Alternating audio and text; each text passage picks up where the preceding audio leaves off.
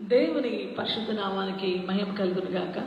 మన ప్రభు అయిన యేసుక్రీస్తు నామంలో అత్యంత శ్రేష్టమైనటువంటి ఘనమైన మహాత్యం గల మన దేవుని నామంలో హృదయపూర్వకమైన కృతజ్ఞతలు ప్రభువుకు సమర్పిస్తూ భాషలో యాసార్ అంటే కుమ్మరి, పాటర్.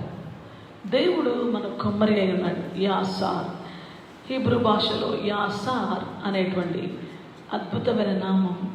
ఆయన కుమ్మరివాడిగా మన జీవితాల మీద ఎంత గొప్ప పని చేస్తాడో ఏ సందర్భంలో ఈ యొక్క పేరుని ప్రస్తావించడం జరిగిందో మనం తెలుసుకోవడానికి ఇక్కడ ఉన్నటువంటి లేఖన భాగం ఇర్మియా గ్రంథం 18వ అధ్యాయం 6వ వచనంలో మనం చూస్తే, ఇర్మియా 18:6లో ప్రభు ఇలా మాట్లాడతాడు. అందరి యెహోవా వాక్కు నాకు ప్రత్యక్షమై ఇలాగ సెలవిచ్చాను, ఇశ్రాయేలీయులారా, ఈ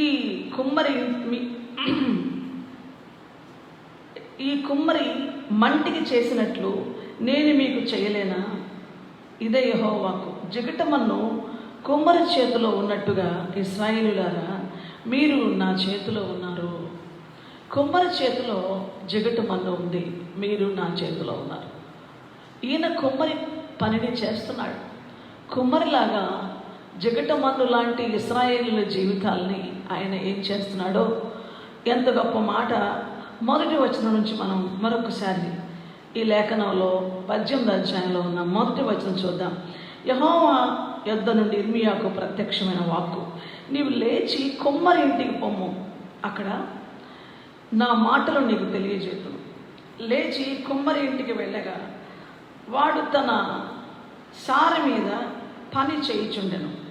కుమ్మరి జిగటమంటుతో చేయుచున్న కుండ వారి చేతిలో విడిపోగా ఆ జిగటమన్ను మరలా తీసుకుని కుమ్మరి తనకు యుక్తమైనట్టుగా దానితో మరి ఒక కుండ చేసెను.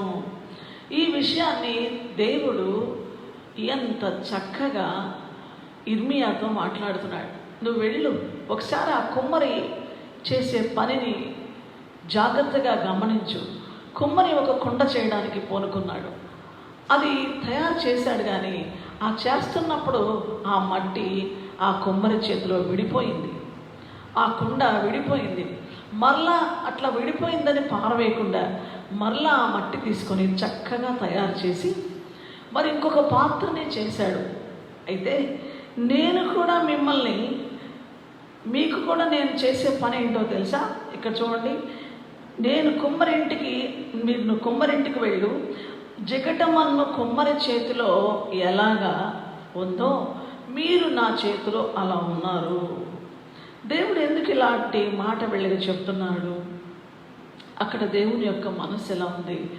ఆయన నామం, ఆయన పేరులో ఆయన వ్యక్తిత్వము, ఆయన నమ్మకత్వము, ఆయన వాత్సల్య బాహుళ్యత, ఆయన కృపా కనికరాలు, ఆయన లక్షణాలు ఇట్టే కనబడతాయని మనం మొదటి నుంచి ఇది తెలుసుకుంటానే ఉన్నాం. ఆ నామాన్ని మనం ఎప్పుడైతే స్మరిస్తామో ఆ పేరులోనే ఆయన చేసే కార్యమంతా నిగూఢంగా అది అలాగా కుదించబడి ఉంది.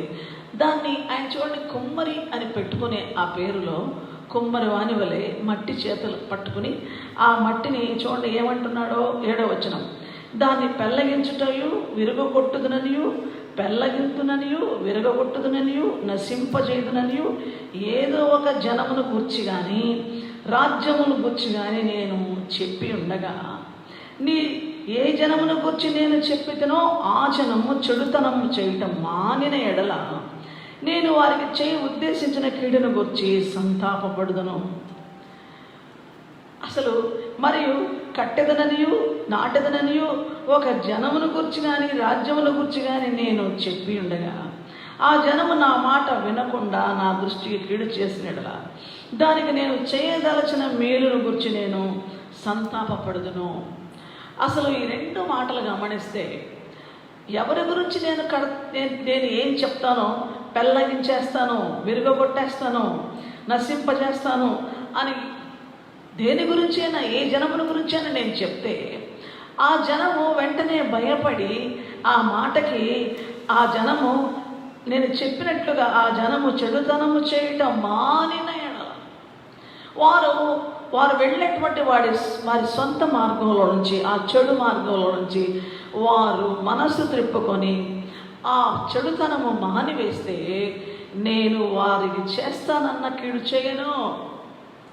అసలు వారిని పెళ్ళగించేస్తాను, విరగొట్టేస్తాను, నశింపజేస్తానన్నానే నేను అది చేయను. నిజంగా దేవుని మాట ఎట్లాంటిదంటే, యెషయా ప్రవక్తకి అద్భుతమైన వాక్ ఇచ్చాడు. ఆ వాక్యం ఎలాంటిదంటే, నువ్వు ఏం చెప్తే జరుగుతుంది, నీ నోట నా మాట ఉంచి. ఎంత గొప్ప మాట అంటే, మొదటి అధ్యాయం ఇర్మియా గ్రంథం 9వ వచనంలో యెహోవా చేయి చాపి నా నోరు ముట్టి ఇలాగ సెలవిచ్చాడు, ఇదిగో నేను నీ నోట నా మాటలు ఉంచి ఉన్నాను, పెళ్ళగించుటకు, విరగొట్టుటకు, నశింపజేయుటకు, పడద్రోయుటకు, కట్టుటకు, నాటుటకు నేను ఈ దినమున జనముల మీదను రాజ్యముల మీదను నేను నియమించున్నాను. ఇది ఆల్రెడీ ఆయన ఈ రీతిగా ఆ వాక్కుని ప్రవక్త నోట్లో పెట్టాడు. ప్రవక్త, నేను నీ నోట్లో ఈ మాట పెట్టాను, ఏ జనముల గురించి నువ్వు ప్రకటిస్తావో, నువ్వు పలుకుతావో, నేను పలకమన్నప్పుడు నువ్వు పలుకుతావో అది నెరవేరుస్తాను. పెళ్ళగించుటకు, విరుగొట్టుటకు, పడద్రోయుటకు, నశింపజేయుటకు. అసలు ఇవన్నీ చూస్తే ఇది దేవుడు చెప్పమన్నమాట. కట్టుటకు, నాటుటకు, ఇవన్నీ కూడా అద్భుతమైనటువంటి దేవుడిచ్చిన మాటలు. ఇవి మనం పలుకుతున్నప్పుడు శత్రు సైన్యానికి, శత్రు రాజ్యానికి, శత్రు చేసే ప్రతి కార్యానికి వ్యతిరేకంగా మనము పలికిన ఆయన పని చేస్తాడు. అయితే ఈ ప్రవక్త ద్వారా పలికినటువంటి ఎవరి గురించి? ఇశ్రాయేల్ దేశం, ఇశ్రాయేల్ ప్రజలు, ఆయనకి ఇష్టమైన ప్రజలు, ఆ జనాంగాన్ని గురించి దేవుడు ఎంత ప్రేమ కలిగి ఉన్నాడు, ఎంత కృప కలిగి ఉన్నాడు. అసలు నిజంగా దేవుని వాత్సల్య బాహుళ్యత చాలా గొప్పది. నేను పెళ్ళగించేస్తాను, నశింపజేస్తాను, విరగొట్టేస్తాను అని అంటే వాళ్ళు, లేదు ప్రభువా మమ్మల్ని క్షమించండి, మా చెడుతనం వదిలిపెట్టి నీ దగ్గరికి వస్తాను అన్నప్పుడు దేవుడు ఆ కీడు చేయడు. అది ఆయన మనస్తత్వం. లేదు నేను మిమ్మల్ని అస్సలు విడిపిస్తాను అన్నప్పుడు వాళ్ళు నేను కడతాను, నేను నాటుతాను అని చెప్తే, నేను కట్టుతాను, మిమ్మల్ని చెదరగొట్టబడ్డారా, విరిగిపోయారా, నేను ఖచ్చితంగా కట్టువాడని, నాటువాడని అని అంటే ఆ మాట నమ్మకుండా ఇంకా చెడుదనం చేస్తూ ఇంకా దేవునికి వ్యతిరేకంగా ఉంటే దేవుడు వాళ్ళ గురించి, వీళ్ళకి నేను మేలు చేద్దాం అనుకున్నాను, నా మేలు వీళ్ళు ఇష్టపడటం లేదు, ఈ మేలుకి వాళ్ళ హృదయాలు ఏమాత్రం అంగీకరించడం లేదు, ఇంకా వారి చెడు నడకలోనే ఉన్నారు కాబట్టి వాళ్ళకు చేస్తానన్న మేలు చేయకుండా నేను సంతాపడతాను, నా మనసు మార్చుకుంటాను. ఈ రెండు ఉన్నాయి. కాబట్టి దైవత్వపు శక్తిలో మన పశ్చాత్తాపము, మనం సత్యం తెలుసుకొని మనం చేయదలుచుకున్న ఆ యొక్క నష్టాన్ని, ఆ కీడుని, ఆ ద్వేషాన్ని, ఆ దోషాన్ని, దేవుని మీద మనకు ఎటువంటి వ్యతిరేకత ఉందో దాన్ని తొలగించుకున్నప్పుడు ఎంతటి కార్యానైనా చేయగలిగినవాడు ఈ కుమ్మరి. సార్ ఇప్పుడు ఆ చేతిలో మట్టి, కుమ్మరి చేతిలో ఆ పాత్ర చక్కగా తయారవకుండా అది విడిపోతుంది, చేతిలో అది నిలబడటం లేదు, ఆ మట్టి చేతిలో నిలబడటం లేదు. ఇది మట్టి యొక్క ప్రాబ్లం. మట్టికి ఉన్నటువంటి దాంట్లో ఉన్నటువంటి ఆ కల్తీ పరిస్థితి, అది స్వచ్ఛంగా లేదు, అది ఆ యొక్క సృష్టి అన్నమాట. అది చేసేటువంటి కుమ్మరికి అనుగుణంగా అది ఆ చేతిలో నిలబడడం లేదు, చేతిలో నుంచి విడిపోతుంది, ఆ సారె మీదను విడిపోతుంది. దేవుడి చిత్తంలో ఉన్నప్పుడు, దేవుని ఇష్టంలో ఉన్నప్పుడు, దేవుని మార్గంలో మనం ఉన్నప్పుడు ఆయన మనల్ని ఎందుకు ఏర్పాటు చేసుకుంటాడు? ఆయన నిజంగా ఒక్క మాటలో చెప్పాలంటే దేవుని బిడ్డలు ఆయన చేతిలో ఆయన ఏర్పాటు చేసుకున్న సాధనాలు. ఆయన వాళ్ళని ఏర్పాటు చేసుకున్నాడు. అపోస్తల కార్యాలు 9వ అధ్యాయం 15వ వచనంలో ఒక శ్రేష్టమైన మాట ఇక్కడ ఉంటుంది. ఏంటంటే దేవుడు ప్రతి ఒక్కరిని ఏర్పాటు చేసుకోవడంలో ఒక ప్రత్యేకమైన ఉద్దేశం ఉందన్నమాట. చూడండి, ఇక్కడ ఉన్నటువంటి మాటను మనం చదివితే మనకు చక్కగా అర్థం అవుతుంది. 9వ అధ్యాయం 15వ వచనంలో ఇక్కడ పౌలు గురించి రాయబడిన మాట ఇది. 15వ వచనం, అందుకు ప్రభు, నీవు వెళ్ళుము, అన్య జనుల ఎదుటను, రాజుల ఎదుటను, ఇశ్రాయేలీయుల ఎదుటను నా నామమును భరించుటకు ఇతడు నేను ఏర్పరచుకునిన సాధనమై ఉన్నాడు. ఇక్కడ కింద ఫుట్ నోట్లో సాధనము అనే దగ్గర కింద ఫుట్ నోట్లో పాత్ర అయి ఉన్నాడు. అననీయంతో చెప్తున్నాడు, సౌలు పౌలుగా మారాడు. సౌలుని దేవుడు దర్శించాడు. సంఘాన్ని బహుగా చిత్రహింసలో వేశాడు. సౌలు మునికోళ్ళకి ఎదురుతన్నాడు. దేవుని దర్శనాన్ని పొందాడు. నా నేలను హింసిస్తున్నావని ప్రభు అన్నాడు. సౌలుని ఎన్కౌంటర్ చేశాడు. సౌలు ఆ యొక్క తనకున్నటువంటి మతనిష్టను వదిలి తాను దేవుని ఎదుట అప్పగించుకున్న పరిస్థితి ఉంది. కానీ ఈ సౌలుని ఏర్పాటు చేసుకోవటంలో దేవునికి అపారమైనటువంటి ఆయన కృపా మహదైశ్వర్యం, ఆయన ఉన్నత ఉద్దేశం, ఆయన ఏర్పాటు, ఆయన సంకల్పం గొప్పది. ఇంతగా సంఘాన్ని చిత్రహింసలు పాలు చేసిన వ్యక్తి పట్ల దేవుని యొక్క ఉన్నత సంకల్పం ఎంత గొప్పది చెప్తున్నాడు. నీవు వెళ్ళు, అన్య జనుల ఎదుట, రాజుల ఎదుట, ఇశ్రాయేలుల ఎదుట నా నామమును భరించుటకు ఇతడు నేను ఏర్పరచుకున్న సాధనమై ఉన్నాడు. కొందరి జీవితాలు మనకు చాలా అసలు వింతగా ఉంటాయి, చాలా వేదనకరంగా ఉంటాయి. అసలు వీళ్ళు ఎందుకు పుట్టారా అన్నట్టుగా ప్రవర్తిస్తూ ఉంటారు. వాళ్ళని చూసినప్పుడు వాళ్ళ అక్రమ జీవితం, వాళ్ళ అపవిత్రమైన జీవితం. కొంతమందిని చూసినప్పుడు నిజంగా వీళ్ళు మారుతారా, వీళ్ళకి అసలు మార్పు ఉంటుందా, అసలు వీళ్ళు నిజంగా మానవత్వం కలిగి ఉన్నారా అన్న ప్రశ్నలు వస్తాయి. అటువంటి వ్యక్తులు ఎప్పుడో దేవుని సంకల్పంలో ఉన్నారు. దేవుడు వాళ్ళని వదిలిపెట్టాడు. దేవుని బిడ్డ, నువ్వు చాలా బాధపడుతున్నావా కుటుంబ పరిస్థితుల్లో?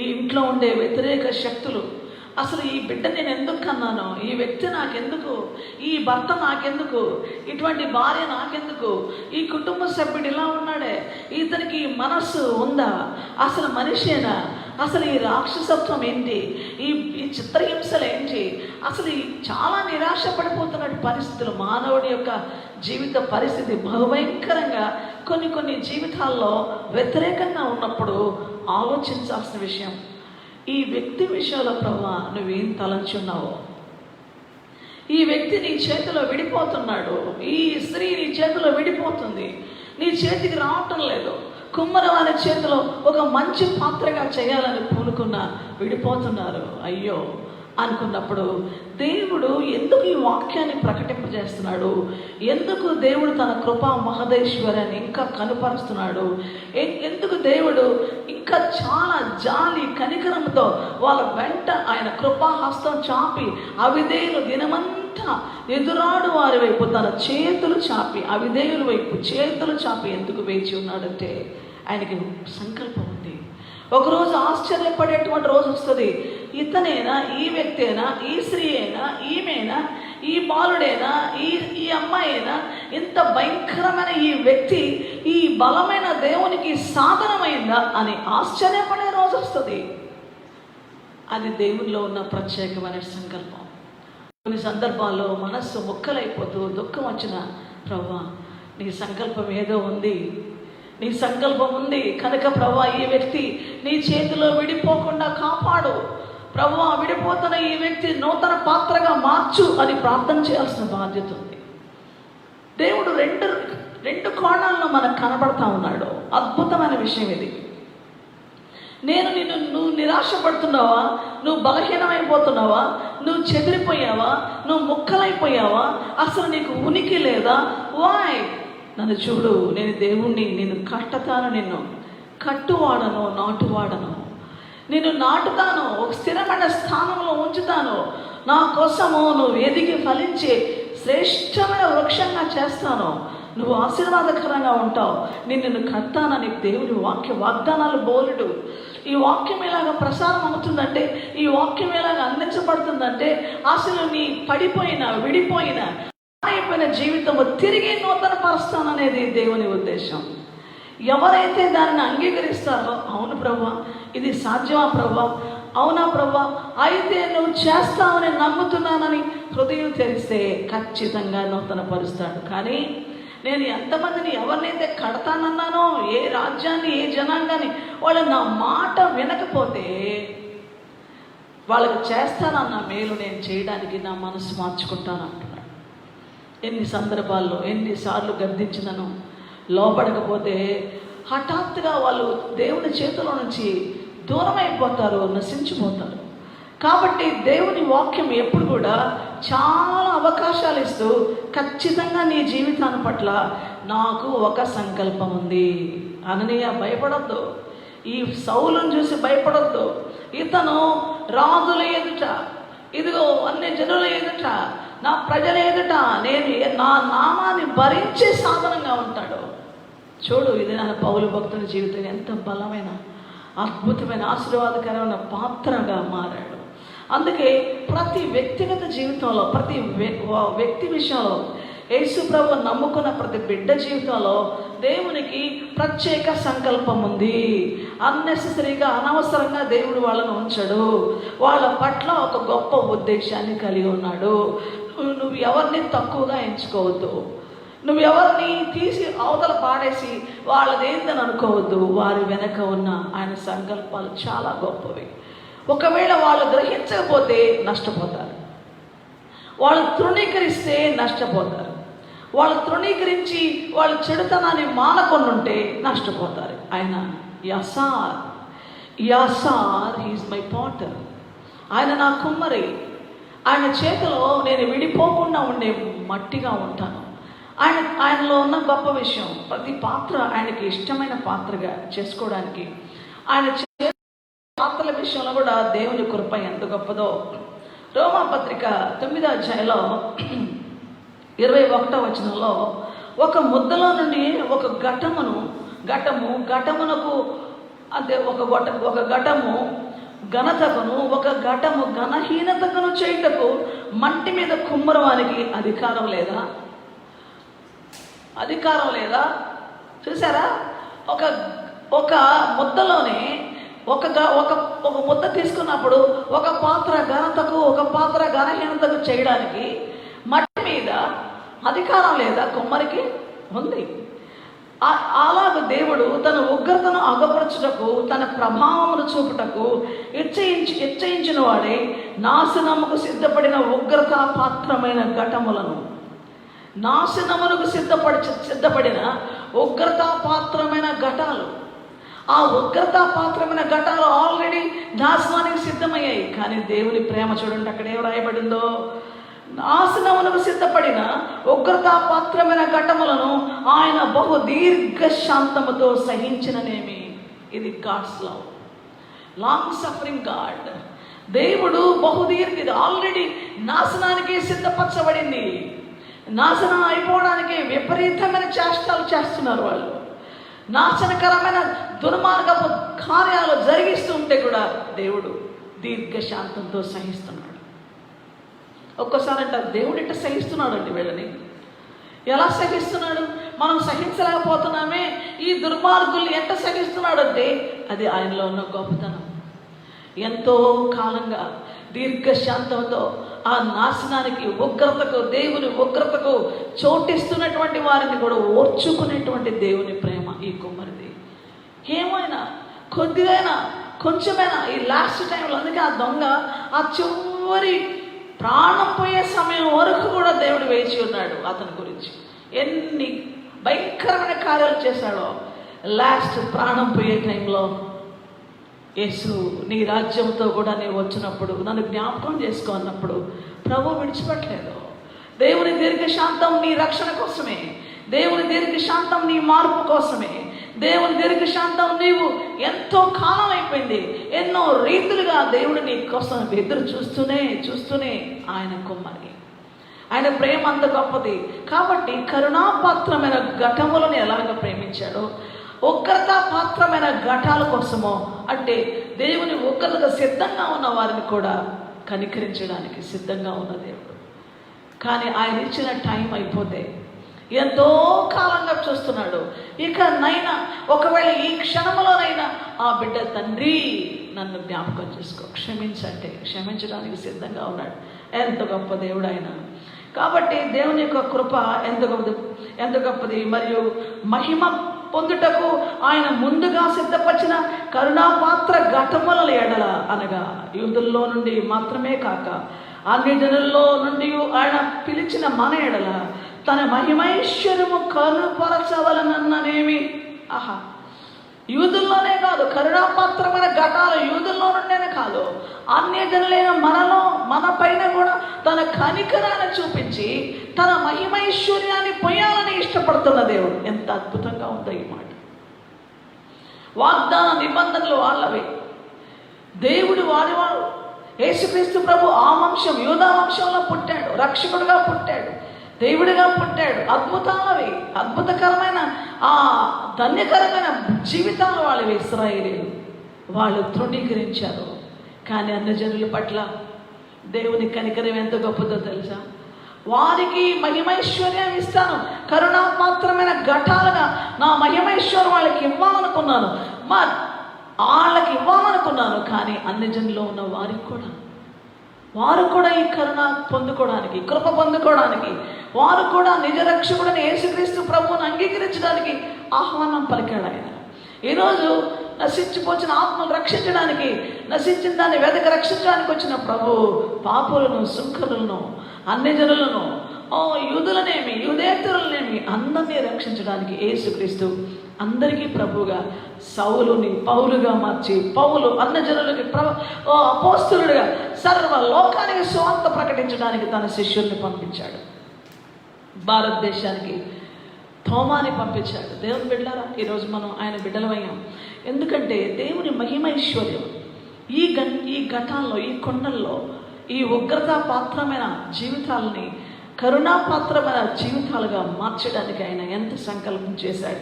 అయితే ప్రభువు తన మహిమైశ్వర్యం మన జీవితాల్లో ఉంచిన అద్భుతమైన స్థితి ఈ మంటి కొండల్లో.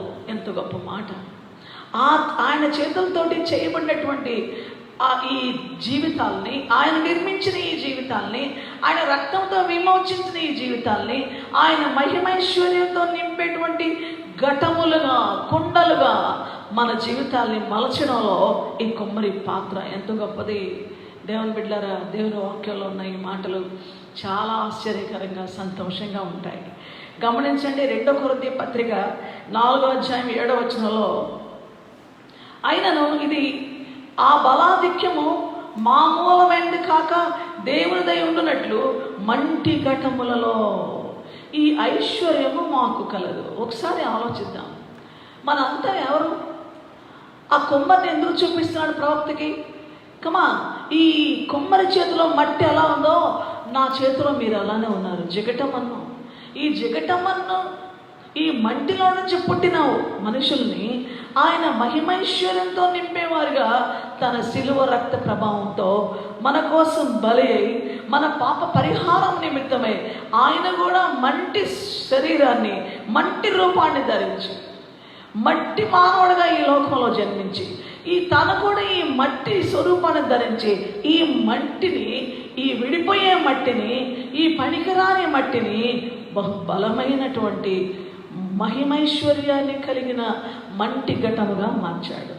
ఈ మంటి కుండల్లో దేవుడు ఐశ్వర్యాన్ని పెట్టాడు. చూడండి, ఈ మంటి ఘటముల్లో ఈ ఐశ్వర్యం కలదు. ఏంటి మన ఐశ్వర్యం? ఎప్పుడైనా ఆలోచించారా? ఏందో మన బ్రతుకు, క్షణభంగురమైన జీవితం. అసలు మన జీవితం ఏంటి? ఎందుకు పుట్టామండి? ఎందుకు అని చాలా అసలు నిరాశతో కూడిన మాటలు మాట్లాడుకుంటూ ఉంటారు. ఈ మట్టి ఘటాల్లో ఈ ఐశ్వర్యం ఉంది. Do you think about this treasures? అసలు ఈ ట్రెజర్ నాలో ఉంది. నేను ఒక మంటి కుండిని, నాలో ఈ అద్భుతమైనటువంటి ట్రెజర్ పెట్టాడు, ఐశ్వర్యాన్ని పెట్టాడు ఆయన. ఏంటి ఐశ్వర్యం? ఎప్పుడైనా ఆలోచించారా? ఆ కుమ్మరి, నా ప్రభువైన యేసయ్య మనల్ని దేవుని చేతిలో ఒక శ్రేష్టమైన పాత్రగా ఉండుటకు తన కృపా మహదైశ్వర్యాన్ని బట్టి ఈ కుండలో మహిమైశ్వర్యాన్ని పెట్టాడు. చూడండి, అక్కడ ఎటుపోయినను. ఇప్పుడు గమనిద్దాం, ఈ మంటి కుండల్లో ఉన్న ఐశ్వర్యం ఎలా ఉంటుందో ఒకసారి ఆలోచిద్దాం.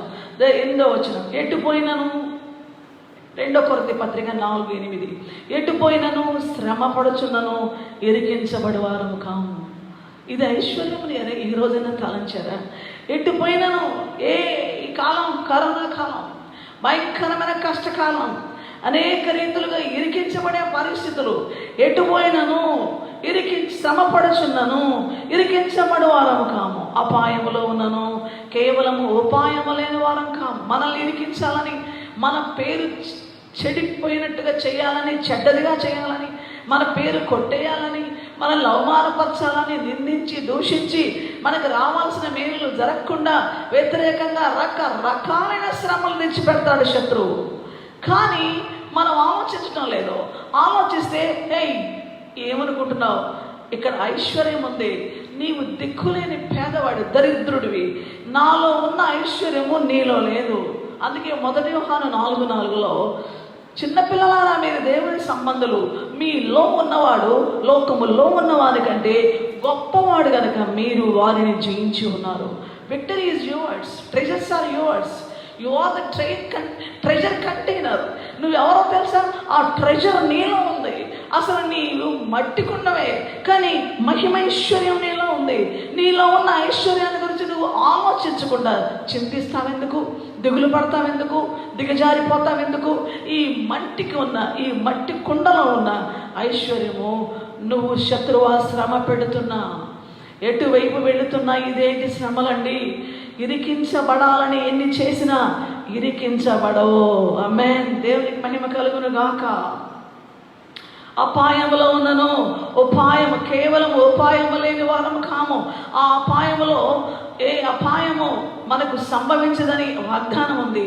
ఈవెందో ఆ అపాయం వస్తుంది, ఆ అపాయంలో రెడీగా ఉన్నాడు ఆయన ఉపాయం చెప్పడానికి, అందులో నుంచి విడిపించడానికి. అందుకే 91వ కీర్తనలో అతడు 15వ వచనం నుంచి, అతడు నన్ను ప్రేమించుచున్నాడు గనక నేను అతనిని తప్పించదను, అతడు నా నామం ఎరిగిన వాడు కనుక నేను అతనిని గనపరుస్తాను, అతడు నాకు మొర్ర పెట్టగా నేను అతనికి ఉత్తరం ఇస్తాను, శ్రమలో నేను అతనికి తోడైందును, అతన్ని విడిపించి గొప్ప చేస్తాను, దీర్ఘాయువు చేత అతన్ని తృప్తిపరుస్తాను, నా రక్షణ అతనికి చూపిస్తాను. This is your treasure. ఇది నీ ఐశ్వర్యం. డబ్బున్న వాళ్ళకి ఏంటంటే కొండ మీద కోతనే దిగి వస్తుంది అంటారు. అసలు ధనికులకి ఐశ్వర్యవంతులకి ఏంటండి, కానీ వాళ్ళు కూడా చేతగాని స్థితిలో ఉన్నారు, చేతులు కట్టుకొని ఉన్నారు, కరోనా దెబ్బకి గడగడలు ఆడుతున్నారు. ఎక్కడ వాళ్ళు అక్కడ కోట్లు కూడా ఏం చేయలేవు. కానీ there is a treasure to solve all the problems. ఏంటి ఆ ట్రెజర్? నాలో ఉన్న ఐశ్వర్యము ఎటువంటి శక్తినైనా, ఎటువంటి వ్యక్తినైనా, ఎటువంటి సమస్యనైనా, ఎటువంటి కార్యాన్నైనా, ఎటువంటి వ్యాధినైనా, ఎటువంటి ఘోరమైన అపాయమైన దీన్ని నాలో ఉన్న ఐశ్వర్యము అన్నిట్లో నుంచి నన్ను విడుదల చేయడానికి శక్తి కలిగింది. ఆ ఐశ్వర్యం నా ప్రభు అయిన యేసు. బుద్ధి జ్ఞాన సర్వ సంపదలు క్రీస్తులో గుప్తములై ఉన్నాయి. అది ఐశ్వర్యం. నా ఈ మంటి ఘటాల్లో ఉన్న ఐశ్వర్యము, బుద్ధి జ్ఞాన సర్వ సంపదలు క్రీస్తునందే, ఆయనలో గుప్తములై ఉన్నాయి. ఆయన నాలో ఉన్నాడు. ఇప్పుడు ఆయన నాలో ఉంటే, ఆయన నాలో ఉన్నాడు కనుక నేను ఇంక భయపడాల్సిన పని లేదు. అద్భుతమైన విషయమే కదా ఇది. దేవుని బిడ్డలారా, అద్భుతమైనటువంటి రీతిగా పరిశుద్ధాత్మ దేవుడు ఆయనలో మనల్ని ఉంచి మనకెంత గొప్ప వాక్యం ఇస్తున్నాడు. చదువుదాం. తరుమబడుచున్నను, దిక్కులేని వారం కాము, పడద్రోయబడినను నశించు వారము కాము, యేసు యొక్క జీవం మా శరీరమందు ప్రత్యక్షపరచబడుటకై యేసు యొక్క మరణానుభవమును మా శరీరమందు ఎల్లప్పుడూ వహించుకొని పోచున్నాము. ఇది రహస్యం. ఈ మంటి కొండలో ఉన్న మహిమైశ్వర్యం. తరుమబడుతున్నా, మమ్మల్ని తరుముతున్నారు, కానీ మేము ఎవరమై తరుమబడుచున్న దిక్కులేని వాళ్ళం కాము. దిక్కుని మాకు, మేము దిక్కులేని వాళ్ళం కాము. నా ఆత్మ నీవైపోయి నీ దిక్కుకి నా ఆత్మను ఎత్తుకుంటున్నాను అంటాడు భక్తుడు. అసలు నీవే మా దిక్కు, నీవే మా, ఎందుకంటే తూర్పు దిక్కు, పడమర దిక్కు, ఉత్తర దిక్కు, దక్షిణ దిక్కు, ఈ దిక్కుకు ఆజ్ఞాపించే ఒక దిక్కు ఉంది, అది పరలోకం. ఆ ఆకాశపు కన్నులెత్తితే ఆ ప్రభు వైపు చూస్తుంటే ఏ దిక్కులో లేని సహాయము ఆ దిక్కులో నుంచి వస్తుంది. ఏ దిక్కు ఇవ్వలేనటువంటి శక్తి ఆ దిక్కు నుంచి వస్తుంది. అద్భుతమైనటువంటి శక్తి సామర్థ్యాలు అక్కడి నుంచి వస్తాయి, పై నుండి వస్తుంది. అందుకే యాకోబు, లుక్, చూడు, ఈ యొక్క నిచ్చెన భూమి మీద నుంచి పైకి ఉంది, ఆకాశం వైపుకుంది. అక్కడ నుంచి దేవదూతలు దిగుతూ వస్తూ ఉన్నారు. నీవు ఏ దిక్కు లేని స్థితిలో ఒక యాత్రికుడి వైపు పారిపోతున్నావా? నీ జీవితానికి, నీ భవిష్యత్తుకి ఆధారం లేదా? I'm your God. నేను నీ దేవుణ్ణి, అబ్రహాము దేవుణ్ణి, ఇస్సాకు దేవుణ్ణి, ఇదిగో నీ తండ్రి దేవుణ్ణి, నీకు సహాయము చేయ దేవుణ్ణి ప్రభు యాకోబుకి ఇచ్చాడు ప్రత్యక్షత. ఈరోజు కూడా ప్రభు అంటున్నాడు, దిక్కులేని వారు కారు.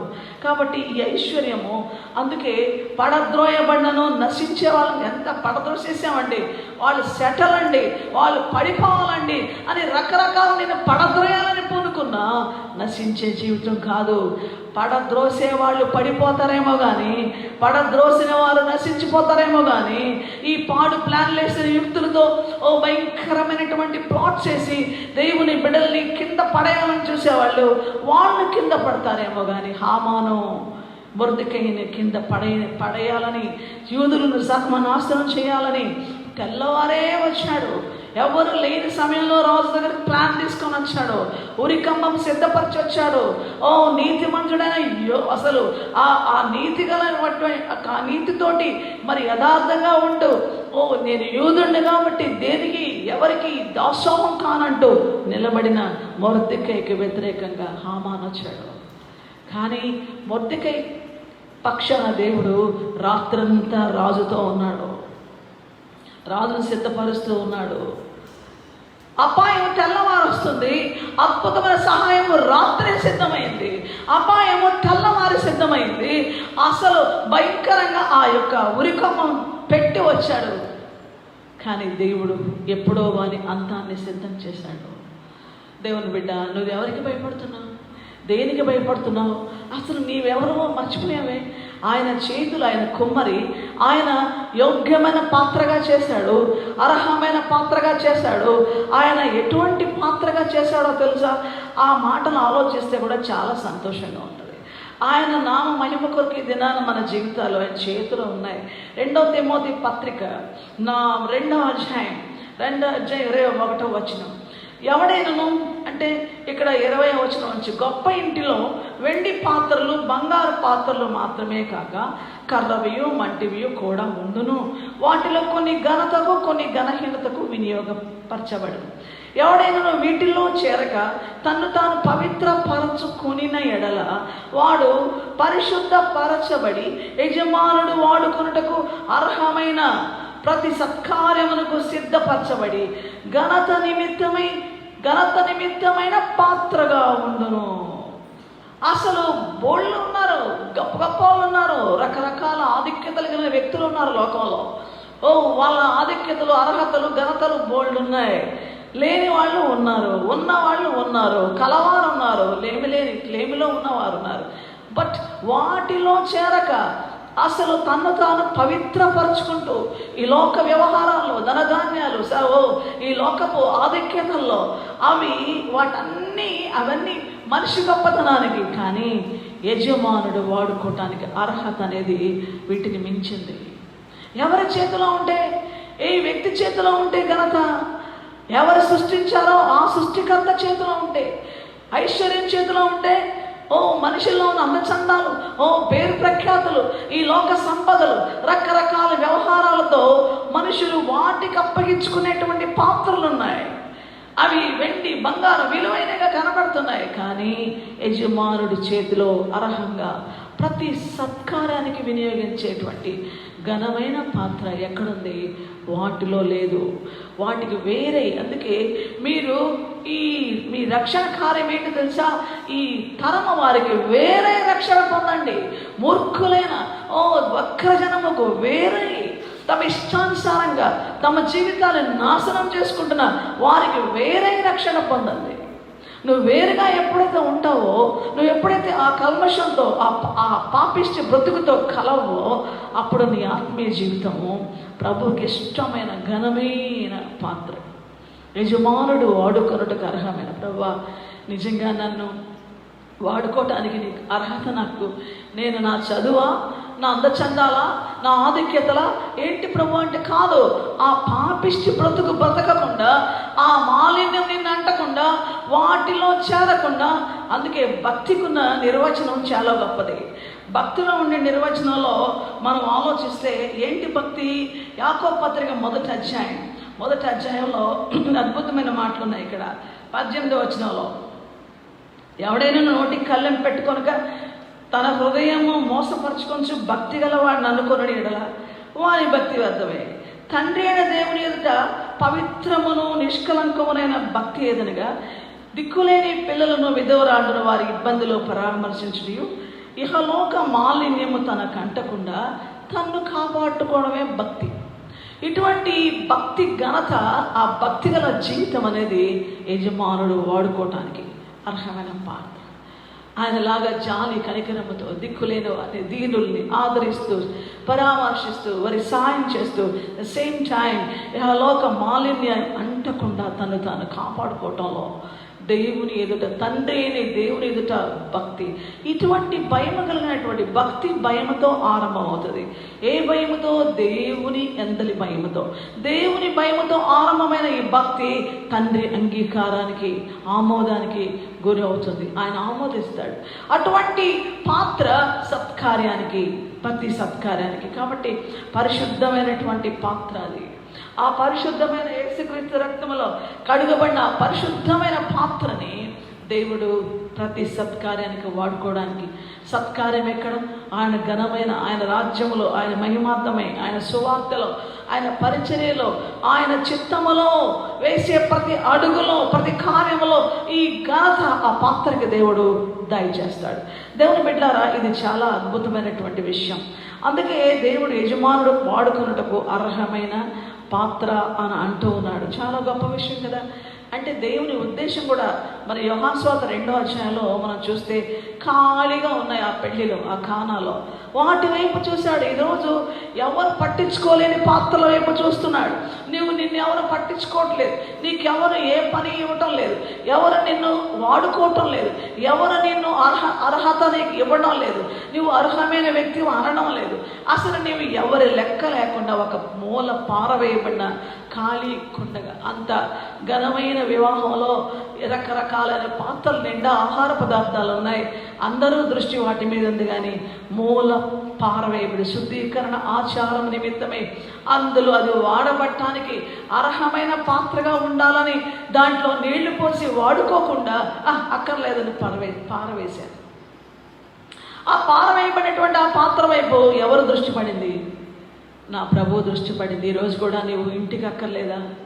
నీ కుటుంబీకులు, రక్త సంబంధాలు నువ్వు అక్కర్లేదా? అన్ని కార్యాలు జరుగుతున్నాయి, నిన్నెవరు కూడా పట్టించుకోరా, నిన్నెవరు పిలవరా, నిన్నెవరు ఇన్వాల్వ్ చేయరా? నువ్వు వేరు మేము వేరు అని నువ్వు వేరు చేశారా? నీకంటే ఒక స్థానం లేదా? నీకంటే ఒక స్థితి లేదా? నువ్వు దూరంగా విసిరివేయబడిన వ్యక్తిగా, నీవు మాకు అక్కర్లేదన్నట్టుగా పెట్టబడి ఉన్నావా? ప్రభు దృష్టి నీ మీదే ఉంది. ఆ పాత్రలో నీళ్లు నింపండి అంటున్నారు. ఎవరి కోసం ఈ వాక్యం? ఎవరి కోసం అండి ఆన్లైన్లో ఈ పరిచర్యలు? ఎక్కడో ఖాళీగా జీవితాల్ని ఓటమి పాలైపోయి నిరాశతో, నిస్పృహతో, నా వల్ల కాదు, నన్ను ఎవరు పట్టించుకోరు, నాకేమీ లేదు అనుకుంటూ దిగజారిపోతున్న నీ కోసమే ఈ వాక్ వస్తూ ఉంది. God loves you, Jesus loves you. దేవుడు నిన్ను ప్రేమిస్తున్నాడు. నా యొద్దకు వచ్చు అని ఎంత మాత్రం త్రోసివేయనన్నాడు.